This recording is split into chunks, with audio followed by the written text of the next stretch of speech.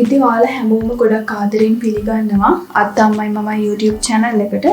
අද මම හිතුවා ගෙදර තියෙන දේවල් කීපයක් එකතු කරලා ඉතාමත් ඉක්මනට හදාගන්න පුළුවන් ගොඩක් රසවත් ඔම්ලට් එකක් හදාගන්න විදිහ ඔයාලට කියලා දෙන්න.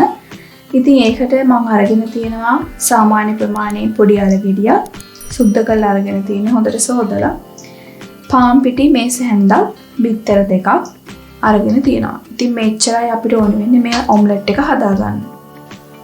මම දැන් මුලින්ම කරන්නේ මේ අලගෙඩිය ග්‍රේට් කරගන්න ඕනේ. චූටියට මේ අලගෙඩිය ග්‍රේට් කරගත්තා. දැන් අපි කරන්නේ බිත්තර දෙක ටිකක් ගහගමු. මම මේකට ලුණු ටිකකුත් එකතු කරගන්නවා.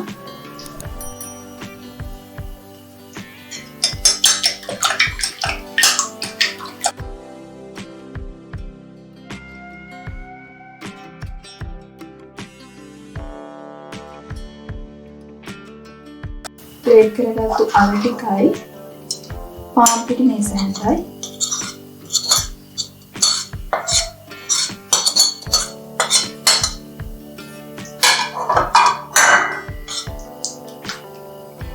එකතු කරලා මේක හොඳට කලමක් කරගන්න. ඉතින් මම අද මේ ඔම්ලට් එක හදන්නේ ටිකක් කිරි රසට වගේ ඉන්න අර නිකන් අර අලවල රස බිත්තරවල රස ඒවා ගන්න මේ ඒ රසට මේ ඔයාලට කැමති නම් සැරට මේ වෙලාවේදී ගම් මිරිස් ටිකක් කෑලි මිරිස් ටිකක් එකතු කරගන්න පුළුවන්. මම අද කිසි දෙයක් එකතු කරන්නේ නැහැ. සාමාන්‍ය අලවල රස ගන්න ඕන නිසා.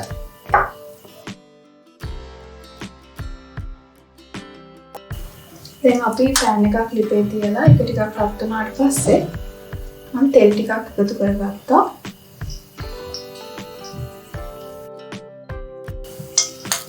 මේක ටිකක් මද ගින්නේ තමයි හදාගන්න ඕනේ. මොකද අල අමු නිසා හොඳට අල ටික තැම්බෙන්න ඕන නිසා ඒ හින්දා ඔයාලා ගින්දර අඩුවෙන් තියාගෙන ඔම්ලට් එක තඹ ගන්න.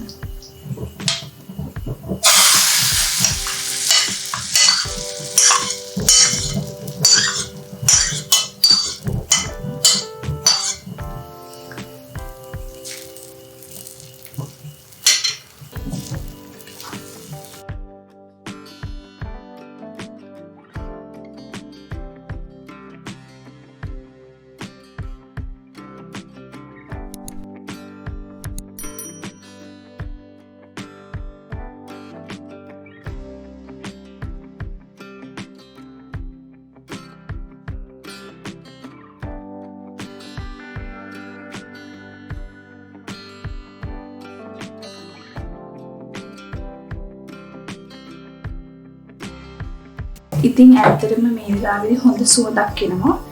ඉතින් මේ ඔම්ලට් එක අපි සැර පාවිච්චි කරලා කියන්නේ සැර දේවල් එකතු කරලා නැති නිසා පොඩි ළමයින්ට උනත් බය නැතුව දෙන්න පුළුවන්. දැන් විනාඩි 15ක් විතර මම මේක මදගින්නේ හොඳට දෙපැත්ත තඹ ගත්තා. දැන් ලිපෙන් අයින් කරගන්න පුළුවන්. ඉතින් ඔයාලා දකින්න ඇති මම හරිම ලේසියෙන් මේ ඔම්ලට් එක හදාගත්ත විදිය. ඉතින් ගෙදර අල තියනවා නම් බිත්තර තියනවා නම් අපිට මේක හදාගන්න පුළුවන් හරිම ලේසියෙන්. පොඩි ළමයින්ට උනත් දෙන්න පුළුවන් උදේ කෑමක් විදිහට.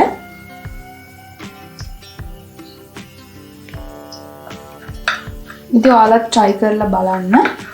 try කරලා බලලා කමෙන්ට් එකක් දාන්න කොහොමද කියලා රස. ඉතින් ඇත්තටම මේක හරිම රසයි. හරිම කිරි රසක් තියෙන්නේ. මොකද මම ගම් මිරිස්වත් කෑලි මිරිස්වත් එකතු කරගත්තේ නැති නිසා. ඉතින් ඔයාලා මම මුලින් කිව්වා වගේ සැර කන්න කැමති නම් මේකට අවු මිරිස් ටිකක් එකතු කරගන්න පුළුවන්, කෑලි මිරිස් ටිකක්, ගම් මිරිස් ටිකක්. ඉතින් මට ඕනේ උනේ මේකේ අලවල නියම රස ගන්න.